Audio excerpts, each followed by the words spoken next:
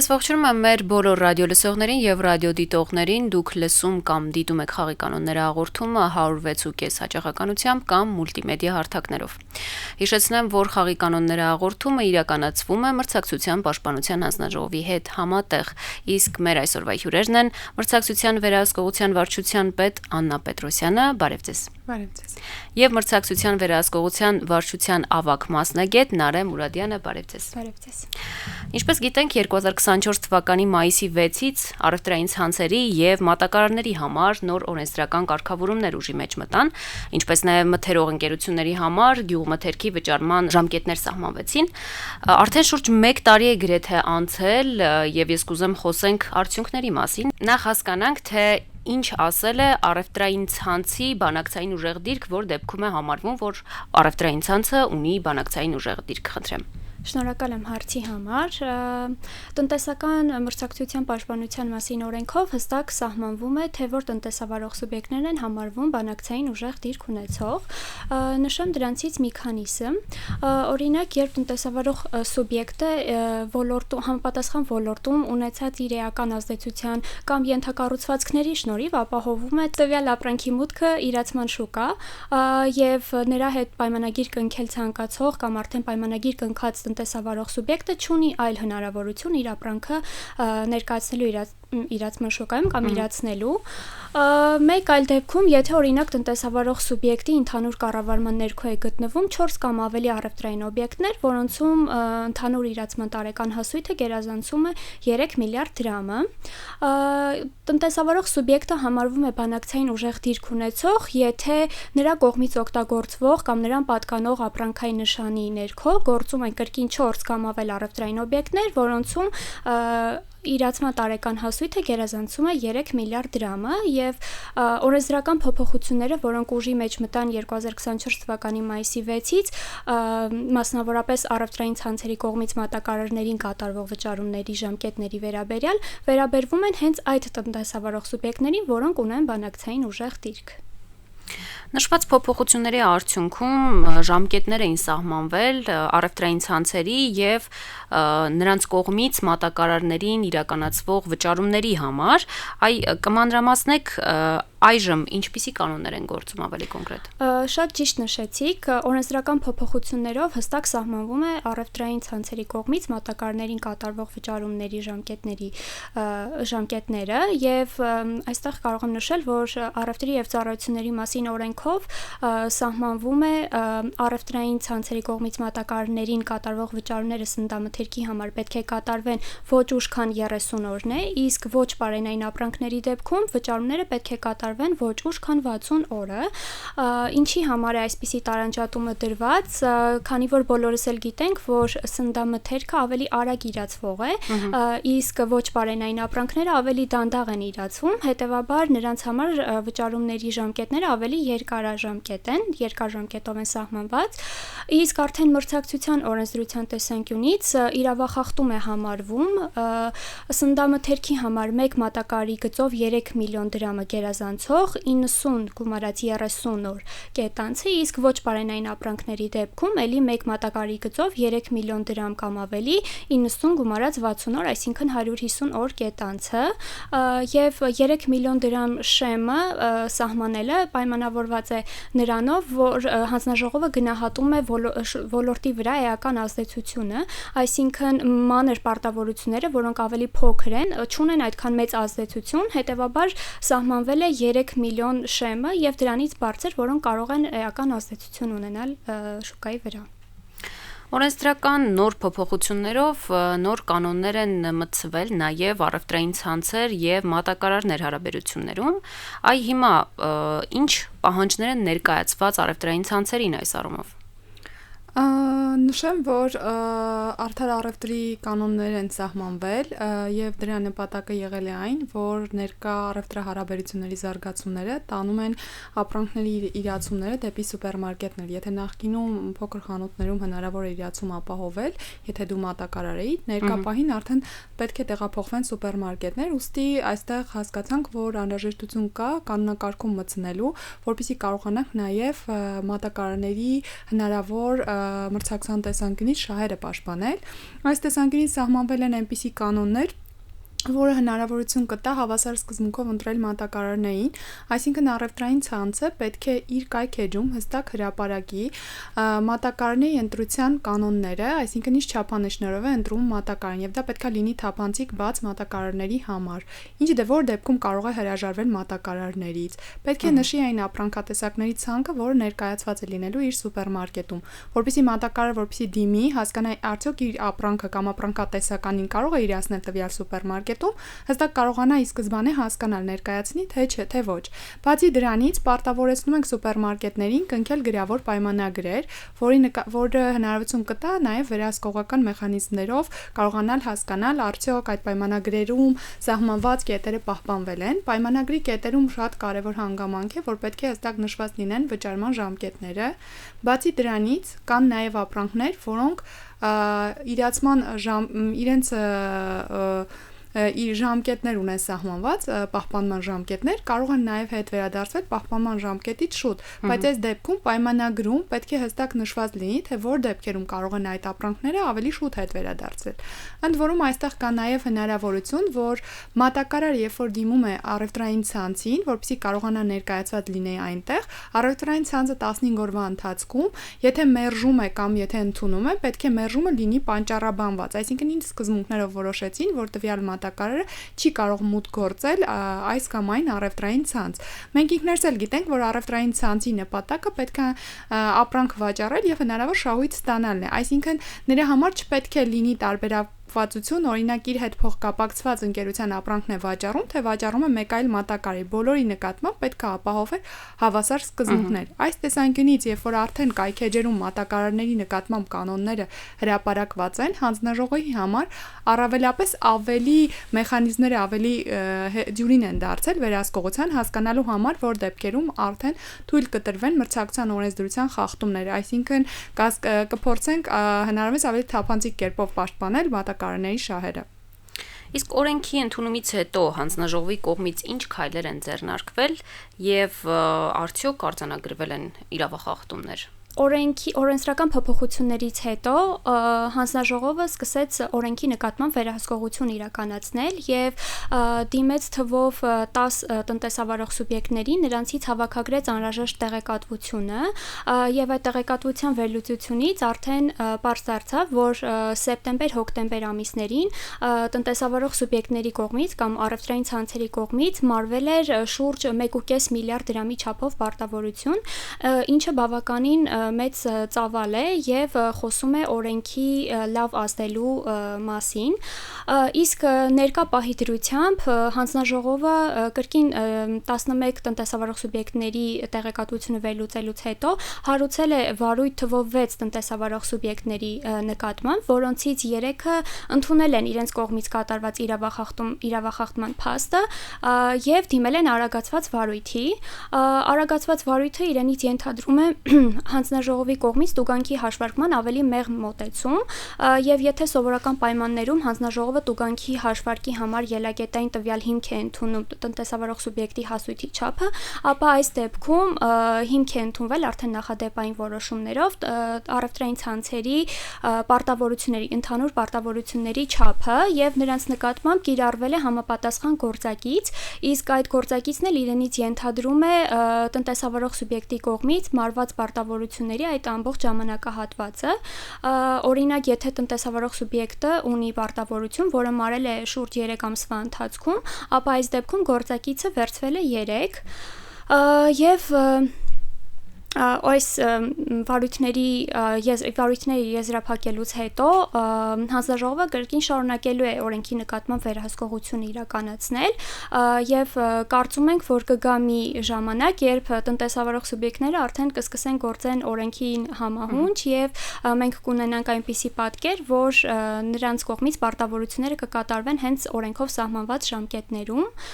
Նաեւ մի բան նշեմ, որ հենց այդ ներկապահի դրությամբ տնտեսավարող սուբյեկտների կողմից մարված պարտավորությունների չափը արդեն գերազանցում է շուրջ 2 միլիարդ դրամը, որը խոսում է նրա մասին, որ օրենքը գործում է։ Մի հավելում նաև անեմ իմ գոլեգայի ներկայացվածին, նշեմ, որ մենք զուտ մեր ռադիո լսողներին պարզ լինելու համար միայն ուժ վճարումները դիտարկում ենք, երբ որ կա բանակցային ուժեղ դիրք։ Թվող 10 սուպերմարկետների նկատմամբ ուսումնասիրությունն արել է այն դեպքում, երբ որ նրանք համապատասխանել են բանակցային ուժեղ դիրքի չափանիշին։ Այսինքն այն դեպքերում, երբ որ իսկապես կան պարտավորություններ, բայց չկա բանակցային դիրք, դա մրցակցային խնդիր չի համարվում, այսինքն դրանով հանձնաժողովը դեռևս չի զբաղվում։ Օրենսդրական փոփոխությունները նաև վերաբերում էին գյուղատնտեսական ապրանքների մթերման ժամկետներին։ Այս մասով ինչ ունենք ընդհանրապես եւ արդյոք խախտումներ կան թե վերացվել են։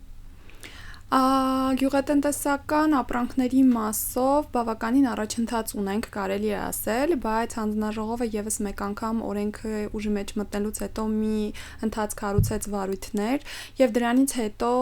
հանձնաժողովը նաեւ SMS հաղորդագրություններ ուղարկեց բոլոր քաղաքացիներին, ովքեր ապրանքներ են հանձնել ընկերություններին, այսինքն ընկերությունների կողմից մթերված է, բայց դեռևս պարտավորությունները փակված չէ, կարող են դիմել հանձնաժողովին։ Ընդ որում նշեմ, նրանց անձը, այսինքն գաղտնի է պահվում եւ մենք երբ որ ընկերություններին դիմում ենք կամ իրենց հետ փորձում ենք պարտավորությունների չափը պարզել, երբևէ չի բացահայտվում, թե որ քաղաքացիներն են դրա համար դիմել։ Նշեմ, որ այս ընթացքում մենք որոշակի բողոքներ ունեցանք, դրանից ելնելով նաեւ 120 թվով ընկերությունների դիմեցինք խոշոր, ներառված նաեւ այդ բողոքների մեջ ընդգրկված ընկերությունները, ներկայացնելու իրենց պարտավորություններ, մթերումները եւ պարտավորությունները։ Այդ ուսումնասիրությունից հետո ընդամենը 22 ընկերության նկատմամբ վարույթ հարուցվեց, այսինքն ստացվում է, որ օրենքը ուժի մեջ մտնելուց հետո ունեցել է էական ազդեցություն եւ ժամանակին պարտավորությունները շատ ընկերությունների մասով արդեն մարված է եղել, չեն եղել կետանց պարտավորություններ։ Միայն 22 ընկերության մասով ունեցել են կետանց, որոնց նկատմամբ հարուցվել են վարույթներ, ընդ որում նշեմ մեծամասնությունը վարույթի հարուցելու ընթացքում արդեն պարտավորությունները փակել էին եւ ընդունել էին իրենց իրավախախտում կատարած լինելու հանգամանքը, այս տեսանկյունից կարծում եմ, որ օրենքը էապես ազդեցություն է ունեցել եւ գյուղացիների համար, ովքեր մթերումներ են, ովքեր իրականացնում են իրենց ապրանքների մթերումը ընկերություններում, իրենց համար էական բարելավել է պայմանները կանխատեսելիության տեսանկյունից, այսինքն կարողանան հասկանալ, թե երբ կարող են ունենալ այդ ֆինանսական միջոցները իրենց գյուղատնտեսության մեջ հաջորդ ներդրումը կատարելու համար։ Ներկա պահին սա է, դեռ շարունակվում են այդ վարույթները, մի մասը արդեն կարողացել է հանձնաժողովը որոշումներ կայացնել, բնականաբար պատասխանատվության միջոցներ են կիրառվում, որտեղ բանակցային ուժեղ դիրքի դեպքում նախատեսվում են նախազգուշացում կամ տուգանք, նախազգուշացում միայն այն դեպքերում են, երբ որ տուգանքի չափը չի գերազանցում 250,000 դրամը, մնացած բոլոր դեպքերում նշանակվում է համապատասխան տուգանք ընկերությունների նկատմամբ։ Իսկ եթե մենք համեմատելու լինենք, նախկինում ոլորտում ինչ օրենսդրական կարգավորումներ կային եւ հիմա արդեն ինչպիսի օրենսդրական կարգավորումներ են մտցվել, համեմատական կարգով փորձենք ներկայացնել մեր ռադիո լսողներին եւ ռադիոդիտողներին, որպեսզի ավելի պարզ լինի։ Նշենք, որ նախկինում օրենսդրական կարգավորումների տեսանկյունից, եթե հաշվի առնենք, առաջին անգամ գյուղացիական տնտեսությունների համար իրենց ապրանքը, երբ որ արտադրում են մթերման են հանձնում, կարգավորումներ որպես այդպիսին հստակ սահմանված վճարումների հետ կապված չի եղել։ Առաջին անգամ ուժի մեջ է մտել մայիսի 6-ին, որտեղ սահմանվել են 30-օրյա ժամկետ վճարումների համար, մթերումից հետո 30-օրյա ժամկետ։ Բայց պետք է նաև հաշվի առնենք այստեղ այն հանգամանքը, որ օրենքի կիրարկումից հետո եւս առավել պարզ է դառնում, արդյոք ապագայում կա անհրաժեշտություն լրացուցիչ օրենսդրական փոփոխությունների, թե ոչ։ Մեր դեպքում ուսումնասիրությունները ցույց տվեցին, որ հնարավորություն կա նաև սա ժամկետները հնարավորինս սեղմ են նաև մթերողների համար եւ գուցե հնարավորություն կա բարելավելու այդ ժամկետները։ Ներկա պահին հանձնաժողովը քննարկում է այդ հնարավորությունը եւ մշակվում են տարբերակներ, որի դեպքում մի քիչ այլ մոտեցում է ցուցաբերվելու։ Եթե հիմա 30 օրվա ընթացքում 30 օր մթերումից հետո վճարումը չկատարվեց, ապա անմիջապես հարուցվելու է վարույթ եւ պատասխանատվության միջոց է կիրառվելու ընկերության նկատմամբ։ Բայց եթե ապագա փոփոխությունները նախատեսվում են հետեւյալ կերպ. եթե 30 օր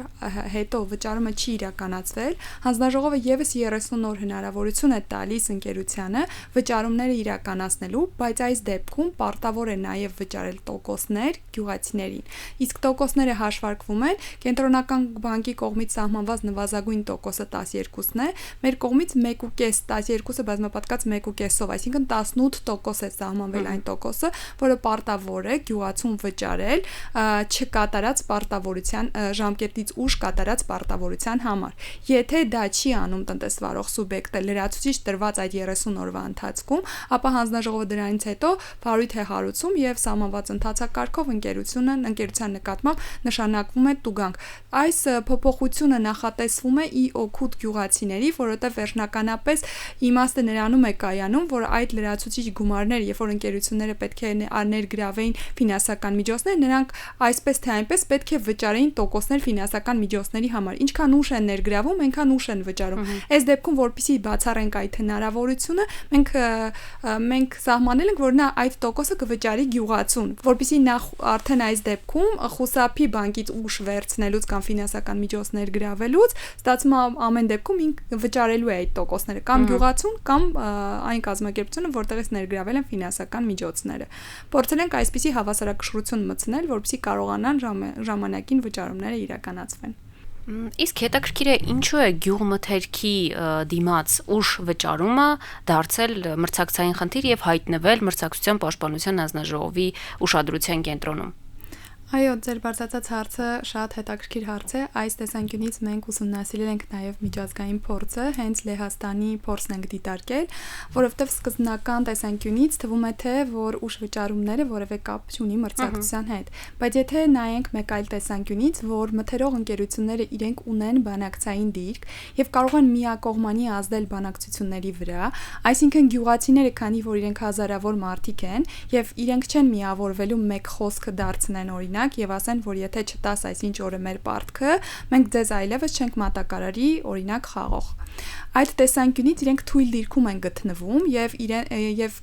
այն ընկերությունը, որը մթերում է իրականացնում, բոլոր հնարավորությունները ունի ազդելու գյուղացիների վրա, սահմանելու իր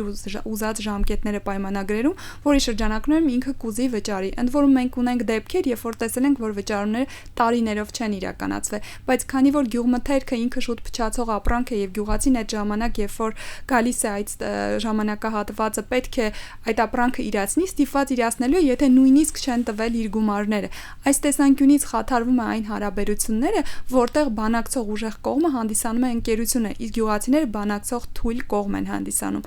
Այդ տեսանկյունից ինքը համարվում է մրցակցային խնդիր, քանի որ բանակցային ուժեղ կողմը հնարավորություն ունի բոլոր տեսանկյուններից ազդելու միակողմանիորեն պայմանագրի պայմանների վրա։ Երբ որ ուսումնասիրենք նաև Լեհաստանի փորձը եւ նաև Եվրամիության, մենք հասկացանք, որ իսկապես այս խնդիրները այդ տեսանկյունից բանակցային ուժեղ դիրքի չարաշահման համարվում են հանձնաժողովի խնդիրներ եւ քանի որ նաև ունեին հաջողված փորձ, մենք փորձեցինք տեղայնացնել արդեն մեր օրենսդրության շրջանակներում եւ կարծում եմ բավականին լավ ազդեցություն ունի արդեն ներկայումս շուկայի վրա։ Շատ լավ, կա այլ բան, որը գուցե ես վրիպել եմ եւ եթե ունեք ավելացնելու, մենք ունենք դեռ եթերաժամանակ, կարող եք ավելացնել։ Այս տեսանկյունից գյուղացիական տնտեսություններին ճիշտ է իրենց հաղորդագրությունները մենք տեղեկացրել ենք, բայց հորդորում ենք առավել ակտիվ լինել, քանի որ իրենց համար ես ընդունում եմ, որ շատերը գուցե տեղեկացված չեն, որ անվանապես իրենք որևէ կերպ հայտնի չեն դառնում այն կազմակերպությանը, ով որ մթերում իրականացրել է, որովհետև դա պարբերական գործողություններ է եւ բնականաբար իրենք չեն ուզի իրենց գործընկերոջ հետ հարաբերությունները խախտվի կամ վատ իրավիճակում գտնվի, կարող են միանշանակ հայտնել հանձնաժողովին եւ որևէ կերպ դա չի բացահայտվի, բացի դրանից խրախուսում եմ նաեւ հորդորում եմ, որ պարտադիր պահանջեն պայմանագրեր կնքել, որպեսզի հանձնաժողովը ունենա հիմքեր իրականում վարչական վարույթ իրականացնելու, ունենան պարտադիր մթերման փաստաթղթեր, որովհետեւ հանձնաժողովը միայն կարող է գործընթաց սկսել, երբ որ առկա են փաստաթղթեր։ Առանց փաստաթղթավորման գործողությունների դեպքում մենք հնարավորություն չունենք գնահատելու այդ վարքագիծը։ Այդ տեսանկյունից հորդորում ենք, որ նաեւ իրենց իրավունքները փորձեն գյուղացիները պաշտպանել։ Եթե պատկերացնենք այսպիսի մի իրավիճակ, ես ֆերմեր եմ, ապրանքս իրացրել եմ, բայց դրա դիմաց ինձ ամիսներով, գուցե տարիներով չեմ վճարել։ Այ ես, եթե ունեմ համապատասխան փաստաթուղթ, ինչպես պիտի դիմեմ հանձնաժողովին, կարգը ընդհանրապես ինչպես է։ Կարգը շատ հեշտ է հանձնաժողովին դիմելու, մեզ նույնիսկ կարող եք հեռախոսազանգի միջոցով տեղյակ պահել ընկերության անվանումը, իհարկե ձեր կոնտակտային տվյալները զուտ նրա համար հետագայում, որովհետև փաստաթղթերը երբ որ ընկերությունից ստանում ենք, փորձում ենք ճշտենք ձեր որպես պարտապան ներկայացրել է ձեր անուն ազգանունը, արդյոք ներառված է կամ այդ պարտքի չափը, որ ներկայացված է ընկերության կողմից, համապատասխանում է իրականությանը թե ոչ, այսինքն շատ պարզ է մեր մոտ համակարգը, կարող եք նույնիսկ միայն զանգի միջոցով հանձնաժողովին տեղեկացնել, մեյլային տարբերակով ուղարկել ձեր մթերման փաստաթղթերը, եթե այդպիսիք առկա են, մնացած քայլերը ինքը հանձնաժողովն է իրականացնում, այսինքն դիմում է ընկերություններից, հավաքագրում է արդեն բոլոր պարտապանների գծով պարտքերը, ոչ միայն այն ֆիզիկական անձի, ով դիմել է դրա համար, որպեսզի չբացահայտվի հենց ֆիզիկական անձը, բացի դրանից մեր համար կարևոր է միայն ազդակը, որ նա արդեն պարտք ունի, արդեն այդ դեպքում կարևոր չի բողոքող ֆիզիկական անձին է, թե մնացած բոլորին, հանձնաժողովը իր կողմից արդեն իրականացնում է իր գործառույթը, հավաքագրում է եւ ըստ այդմ, եթե իսկապես պարզվում է, որ ներկայացվող անձի կողմից տվյալները ճիշտ են, հարուցվում է վարչական վարույթ։ Շատ շնորհակալ եմ ժամանակ տրամադրելու այստեղ գտնվելու եւ տեղեկատու զրույցի համար, իսկ ես մեր ռադիո լսողներին եւ ռադիոդիտողներին հիշեցնեմ, որ եթերում խաղի կանոնները հաղորդումներ, իսկ մենք ինչպես միշտ կհանդիպենք հաջորդ 5 շաբթի։